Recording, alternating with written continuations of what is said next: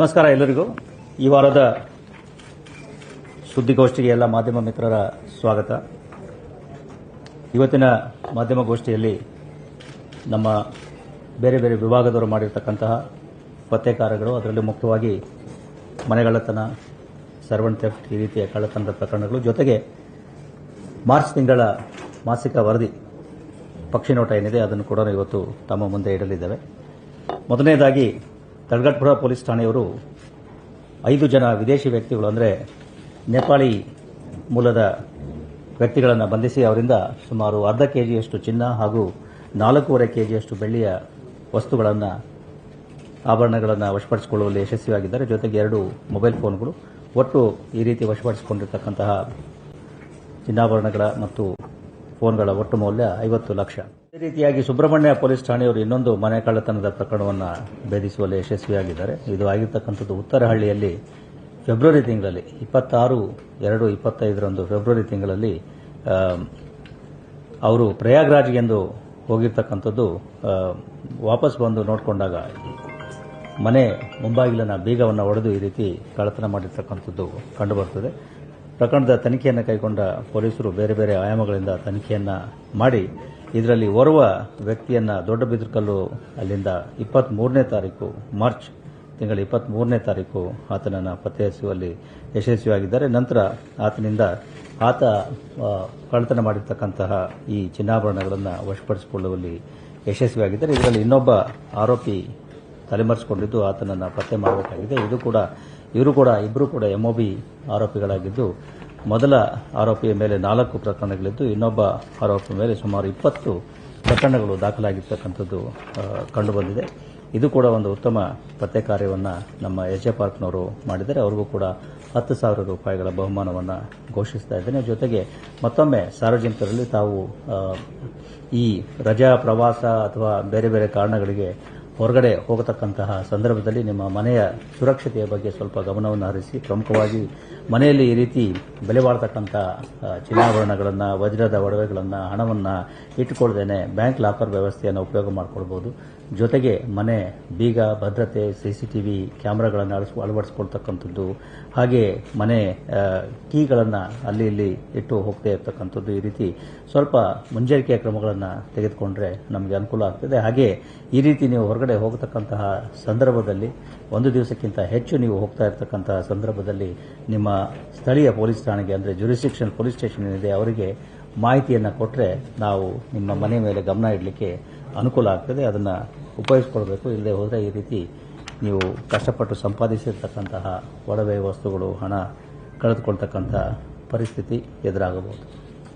ಇನ್ನು ಸುಬ್ರಹ್ಮಣ್ಯ ಪೊಲೀಸ್ ಠಾಣೆಯವರು ಇನ್ನೊಂದು ಪ್ರಮುಖ ಅಪರಾಧ ಪ್ರಕರಣವನ್ನು ಭೇದಿಸುವಲ್ಲಿ ಯಶಸ್ವಿಯಾಗಿದ್ದಾರೆ. ಇದು ಮುಖ್ಯವಾಗಿ ಫಿರ್ಯಾದಿದಾರ ಏನಿದ್ದಾರೆ, ಮಾರ್ಚ್ ತಿಂಗಳಲ್ಲಿ ಆಗಿರ್ತಕ್ಕಂಥದ್ದು. ಫಿರ್ಯಾದಿದಾರರು ಅವರ ಜಮೀನನ್ನು ಮಾರಿ ಬಂದಿರತಕ್ಕಂತಹ ಹಣವನ್ನು ಒಂದು ಇನೋವಾ ಕಾರನ್ನು ಬುಕ್ ಮಾಡಿ, ಆ ಕಾರನ್ನು ಅವರ ಸ್ನೇಹಿತ, ಆತ ಡ್ರೈವರ್ ಕೂಡ ಹೌದು, ಅವರ ಸ್ನೇಹಿತನ ಜೊತೆಗೆ ಹೋಗ್ತಾ ಇರತಕ್ಕಂತಹ ಸಂದರ್ಭದಲ್ಲಿ ಅಲ್ಲಿ ಎನ್ ರೂಟ್ ಒಂದು ATMನಲ್ಲಿ 1 ಲಕ್ಷ ಹಣವನ್ನು ಜಮಾ ಮಾಡಲಿಕ್ಕೆ ಅಂತ ಹೋದ ಸಂದರ್ಭದಲ್ಲಿ ಆ ಸ್ನೇಹಿತ ಅಥವಾ ಡ್ರೈವರ್ ಏನಿದ್ದ ಆತ ಆ ಕಾರನ್ನು ಹಣದ ಒಂದು ಬ್ಯಾಗ್ನ ಜೊತೆಗೆ ತೆಗೆದುಕೊಂಡು ಹೋಗಿರ್ತಾನೆ.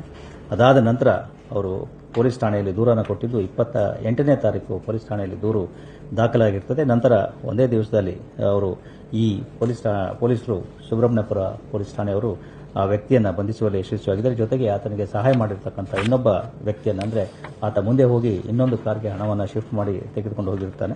ಹೀಗೆ ಈ ಹಣ ಏನು ಹೋಗಿತ್ತು ಅದನ್ನು ರಿಕವರಿ ಮಾಡುವಲ್ಲಿ ಪೊಲೀಸರು ಯಶಸ್ವಿಯಾಗಿದ್ದಾರೆ. ಒಟ್ಟು 2,20,48,000 ನಗದು ಹಣ, ಜೊತೆಗೆ ಇನೋವಾ ಕಾರ್ ಯಾವುದು ಕಳ್ಳತನ ಆಗಿತ್ತು ಅದನ್ನು ಕೂಡ, ಜೊತೆಗೆ ಅವರು ಕೃತ್ಯಕ್ಕೆ ಉಪಯೋಗ ಮಾಡಿಕೊಟ್ಟಿರ್ತಕ್ಕಂತಹ ಇನ್ನೊಂದು ಕಾರು, ಈ ರೀತಿ ಎಲ್ಲವನ್ನು ಕೂಡ ಪೊಲೀಸರು ವಶಪಡಿಸಿಕೊಂಡಿರ್ತಾರೆ ಈ ಸಂದರ್ಭದಲ್ಲಿ.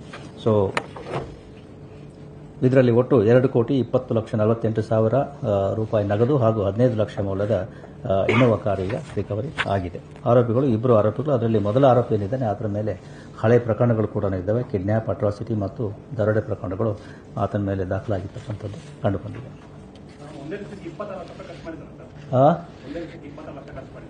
ಅದು ಇನ್ನೊಂದು ಕಾರ್ಗೆ ಶಿಫ್ಟ್ ಮಾಡಿ ತಗೊಂಡು ಹೋಗಿರೋದ್ರಿಂದ ಅದನ್ನ ಈಗ ಪತ್ತೆ ಹಚ್ಚಬೇಕು. ಒಟ್ಟು ಎಷ್ಟು ಹಣ ಇತ್ತು ಅಂತ ಫಿರ್ಯಾದಿದಾರರಿಗೆ ಸರಿಯಾಗಿ ಹೇಳಲಿಕ್ಕೆ ಆಗ್ತಾ ಇಲ್ಲ ಈಗ. ಸೊ ಹೀಗಾಗಿ ಅದನ್ನು ಪರಿಶೀಲನೆ ಮಾಡ್ತಾ ಇದ್ದಾರೆ.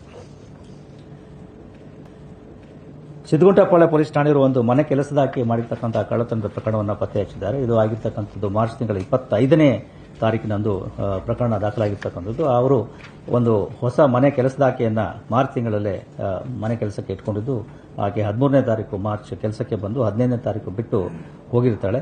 ಇದೇ ಸಂದರ್ಭದಲ್ಲಿ ಆ ಮನೆಯ ಮಾಲೀಕರೇನಿದ್ದಾರೆ ಯಾವುದೋ ಕಾರಣಕ್ಕೆ ಹೊರಗಡೆ ಹೋದಾಗ ಈ ಚಿನ್ನಾಭರಣಗಳನ್ನು ಒಂದು ಅವರ ಬ್ಯಾಗ್ನಲ್ಲೇ ಇಟ್ಟು ಹಾಗೆ ಹೊರಗಡೆ ಇಟ್ಟು ಹೋಗಿರ್ತಕ್ಕಂಥದ್ದನ್ನು ಮಹಿಳೆ ತೆಗೆದುಕೊಂಡು ಹೋಗಿರ್ತಕ್ಕಂಥದ್ದು ಕಂಡು ಬಂದಿರುತ್ತದೆ. ಅದಾದ ಮೇಲೆ ಅವರು ಅದರ ಆಧಾರದ ಮೇಲೆ 25ನೇ ತಾರೀಕು ಮಾರ್ಚ್ ಅವರು ಪೊಲೀಸ್ ಠಾಣೆಗೆ ದೂರನ್ನು ನೀಡಿದ್ದು, ಆ ಮಹಿಳೆಯನ್ನು ತಮಿಳುನಾಡಿನಿಂದ ಪೊಲೀಸರು ಪತ್ತೆ ಹಚ್ಚಿ ಬಂಧಿಸಿ ಆಕೆಯಿಂದ 128 ಗ್ರಾಂ ಚಿನ್ನಾಭರಣ ಮತ್ತು ವಜ್ರದ ಆಭರಣಗಳನ್ನು ವಶಪಡಿಸಿಕೊಂಡಿರ್ತಾರೆ. ಒಟ್ಟು ಮೌಲ್ಯ ಸುಮಾರು 10 ಲಕ್ಷ ರೂಪಾಯಿಗಳು ಅಂತ ಹೇಳಿ ಅಂದಾಜಿಸಲಾಗಿದೆ. ಮಹಿಳೆ ಏನಿದ್ದಾಳೆ ಆಕೆ ಧರ್ಮಪುರಿ ಜಿಲ್ಲೆಯವಳಾಗಿದ್ದು ಹಳೆ ಪ್ರಕರಣಗಳು ಯಾವುದೂ ಇಲ್ಲ.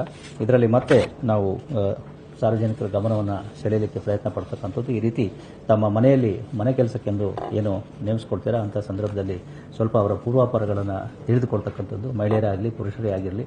ಜೊತೆಗೆ ಅವರಿಗೆ ಮನೆಯ ಎಲ್ಲ ಆವರಣಕ್ಕೆ ಅವರ ಒಂದು ಎಂಟ್ರಿ ಇಲ್ಲದೇ ಇರೋ ಹಾಗೆ ನೋಡ್ಕೊಳ್ತಕ್ಕಂಥದ್ದು, ಹಾಗೂ ಬೆಲೆ ಬಾಳುವ ವಸ್ತುಗಳನ್ನು ಅವರಿಗೆ ತೋರಿಸದೇ ಇರತಕ್ಕಂಥದ್ದು ಅಥವಾ ಬೆಲೆ ಬಾಳುವ ವಸ್ತುಗಳನ್ನು ಈ ರೀತಿ ಹೊರಗಡೆ ಎಲ್ಲರಿಗೂ ಕಾಣುವ ಹಾಗೆ ಇರದೇ ಇರತಕ್ಕಂಥದ್ದು.